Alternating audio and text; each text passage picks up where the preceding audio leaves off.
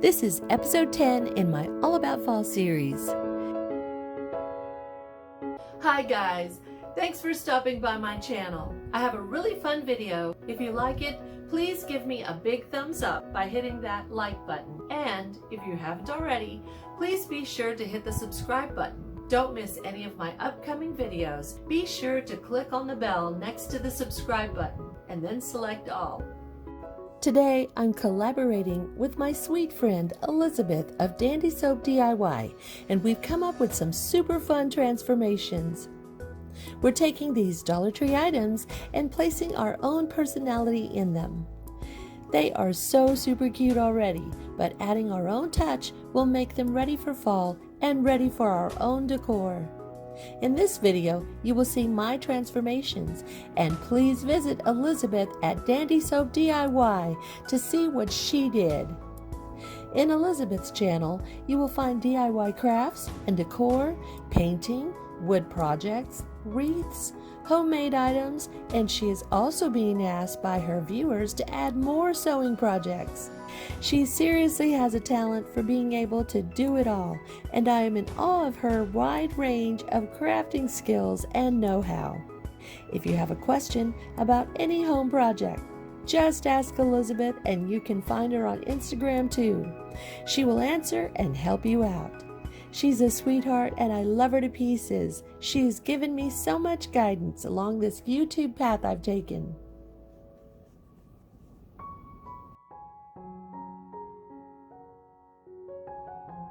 I'm taking this Dollar Tree Hello Fall jar sign and I want to personalize it. I want to remove the Hello Fall and put my own personal touch.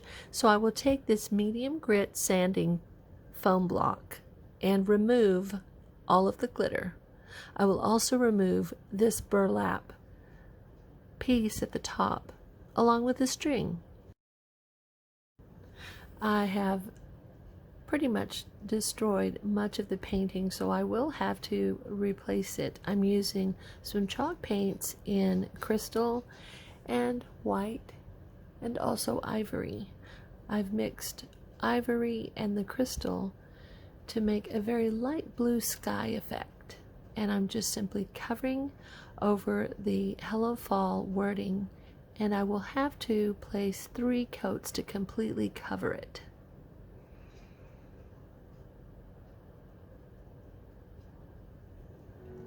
Now I'm replacing some of the trees and foliage that were there, and I'm using some brown acrylic paint to just recreate with a very thin brush a tree that's lost most of its leaves. You just have to use a very light touch.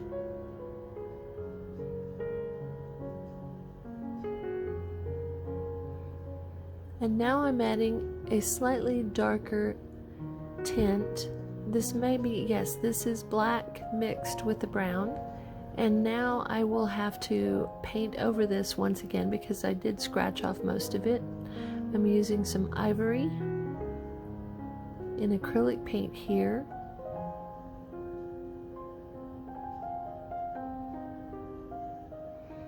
I'm just using a little sponging effect with the brush, just dabbing it on. And now I'm placing some sparse leaves on the tree that's lost most of its leaves, and I'm mixing some orange and some red so I can bring out some of that bold foliage, bold fall foliage. And once again, just a tapping with the brush. My grandson gave me these beautiful little flowers and asked if I would place them in the video, so I did. It was very sweet to bring me those flowers. So now I'm just adding some more highlights of the dark red orange foliage and then tapping on some of the cream. Now this area here seems very sparse, so I am going to go ahead and create some bushes or trees in the background, but just something to kind of just fill it in because it does look very empty in that area.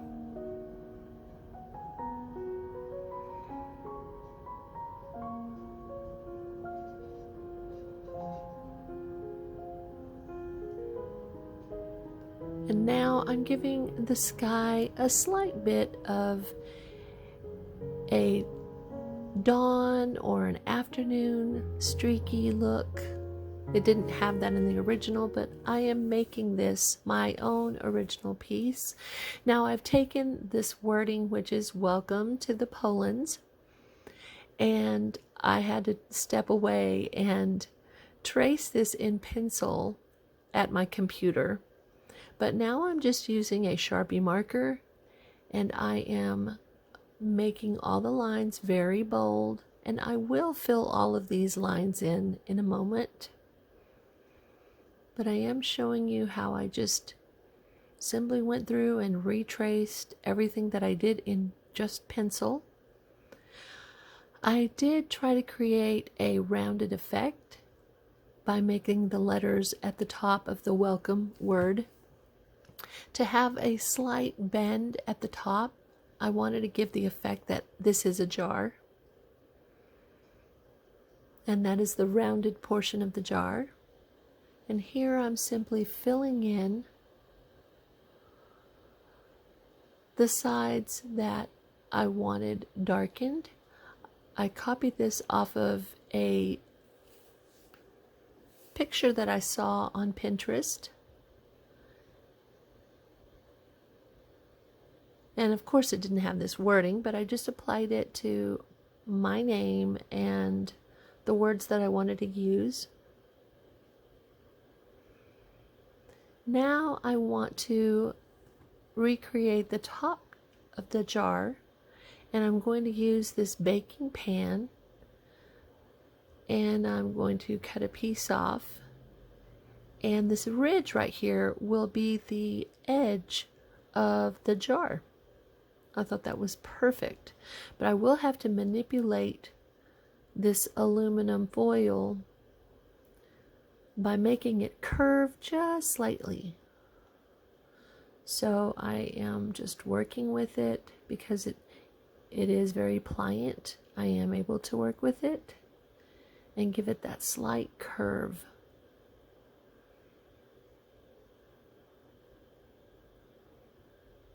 And once I get it how I want it, I'm just using a paintbrush to really flatten it out.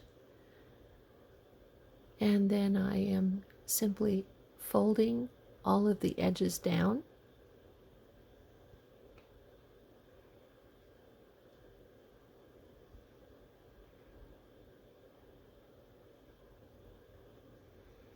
And I will simply fold the edges over. I will hot glue this in place.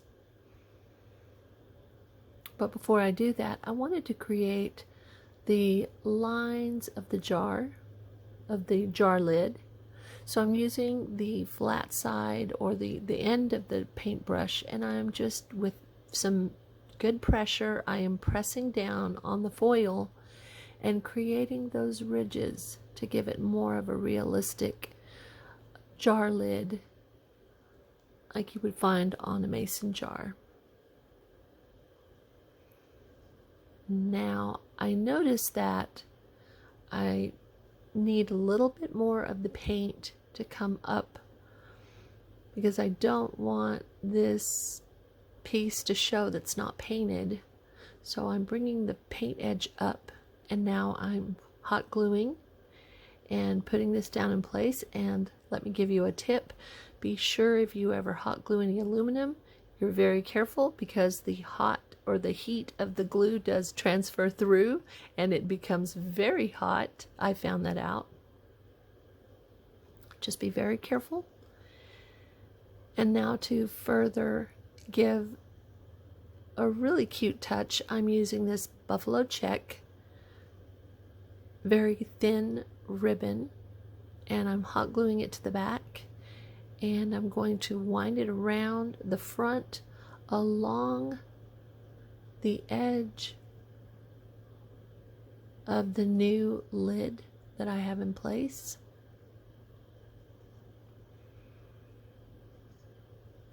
And I'm just hot gluing it and just making sure that it goes down to the actual ridge and doesn't cover the ridge. And there's a few places at the top that I want to give a little bit of hot glue. Now I'm just flipping it over, trimming it, and hot gluing it into place to secure it. I would like for this to stand, and I did try at first to trim the bottom portion of this. I traced out the jar bottom to do the cutouts, but I realized after I put it in place that it would not stand. So it does need the full backing. That is just a backing from an old photo frame that I used without that, and instead of throwing them, I saved them, and now I have this wonderful stand that I can use, and I don't have to put this in place. And here I am making a ribbon, and we're not going to talk about how I made this ribbon because it looks terrible, but I do want to tell you that I did attempt to make a very small ribbon, but I'm going to add some embellishments on the top, so I thought it just really doesn't matter. So I hot glued it in place, and then I hot glue this magnet on here. And the reason I'm doing that is as a little bit of a surprise, but I am going to give you a small bit of information. I created a little bit more of ribbon, and I did place a magnet on the top part of that because we're going to make a second jar, and so I needed this jar lid to be versatile. So here is the finished product, and I'm very proud of this sign because it does have our family name, and I'm very happy with it. I'm very pleased. I didn't change it completely because I love the truck, and I love the barn, and I love all the fall foliage and the pumpkins, so I didn't want to alter any of that, but I did want to personalize it. If you are interested in any of these florals that I have here, the flower basket with floral, or also the garland that is at the bottom here strung around, please visit the video in the description box for that fall floral.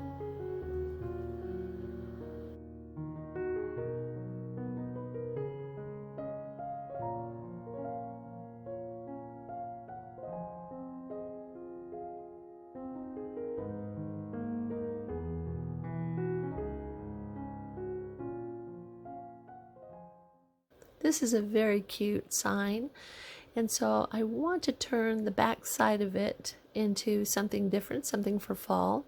So I'm going to start by mixing some brown and some orange together to create this deep, like an amber color, and I'm going to just brush it on the top half of this jar. And now with my crystal chalk paint in Waverly, I'm going to paint about a 3/4 inch strip all the way around because I do want this to look like a mason jar.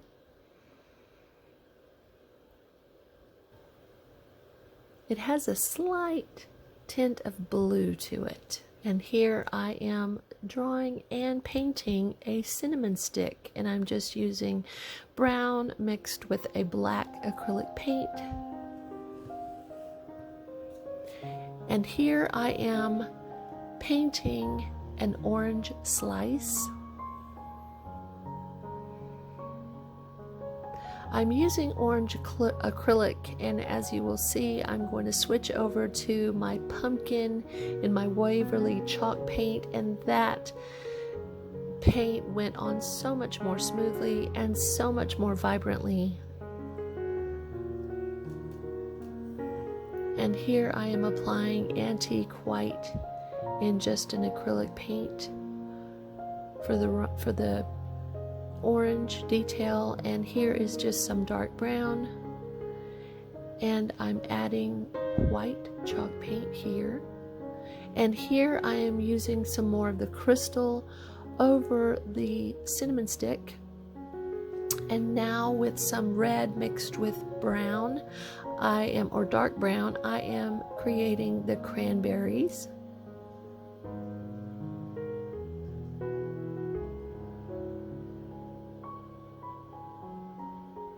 And here I am with white. I am creating the area that is the open portion of the mason jar.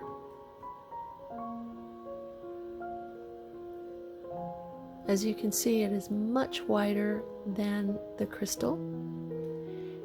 And now I am retouching up this cinnamon stick to give it the appearance that it is coming out of the jar through that opening.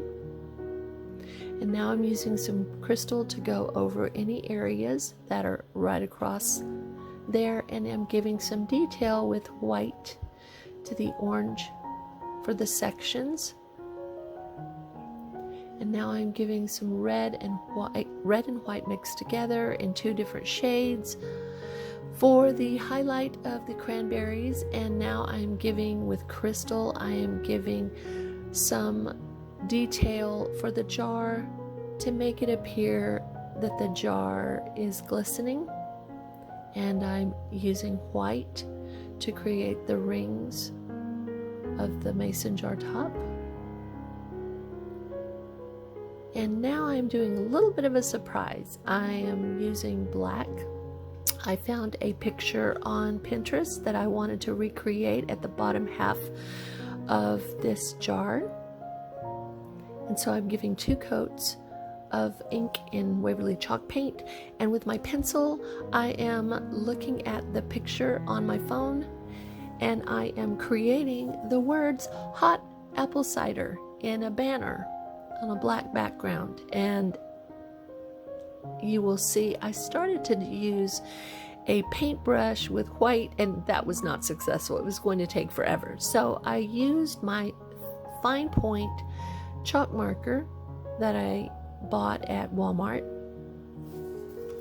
and I am simply going over everything I drew in pencil, and I'm bringing it to life. These chalk markers are wonderful to use.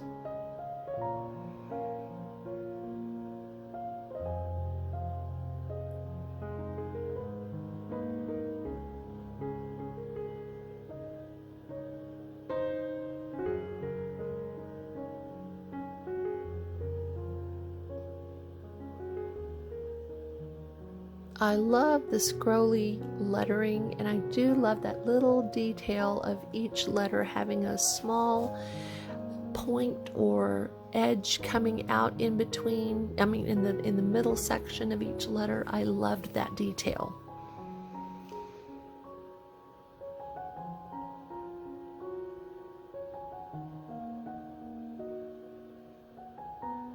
And so I'm just tracing out the scroll work.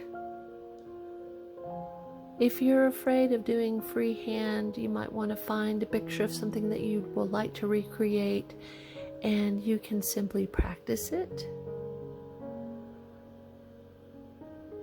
Freehand can be a little bit tricky, but if you have a guide or something that you can trace, by simply looking at it and recreating it, it is not as bad as you think. It just takes practice.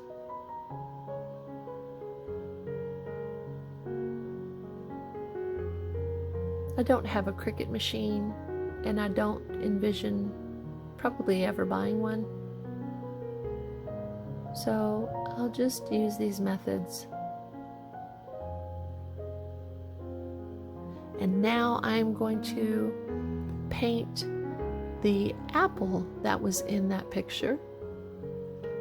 I'm just using a dark red by mixing red with black, and now I'm using green that's been mixed with a small amount of black also for the 2 leaves, and I'm taking some antique white and I'm just dry brushing that on. And I'm using red mixed with a little bit of white just to mute out some of that. And I drew the stem, and because it was very dark, I used brown with white to create a little bit of highlight on the stem. And here I'm just going through and giving the leaves some detail to make them really stand out. Now, I didn't like the fact that my picture was coming out, or the leaf was coming outwards, so I wanted to make it completely even all the way across. So I'm just taking some more ink and I am filling it all the way across.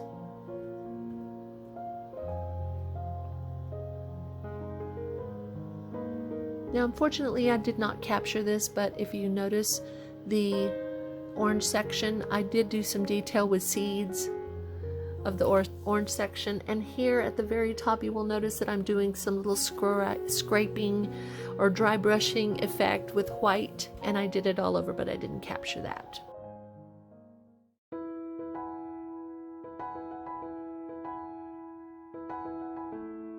So here we are now with my sign completed, and I'm also very proud of this sign. I love how it jumps out at you with that hot apple cider sign. The fruit and the cinnamon stick in that amber liquid in the jar is just stunning, I think. But I especially love the banner and the wording at the bottom in black. I think that really makes a bold statement. If you're interested in the fall harvest sign or my Hello Fall sign, pumpkin sign, please refer to the description box for those playlist links. Thank you so much for joining me, and please check Elizabeth's channel out, Dandysoap DIY. I really appreciate your support.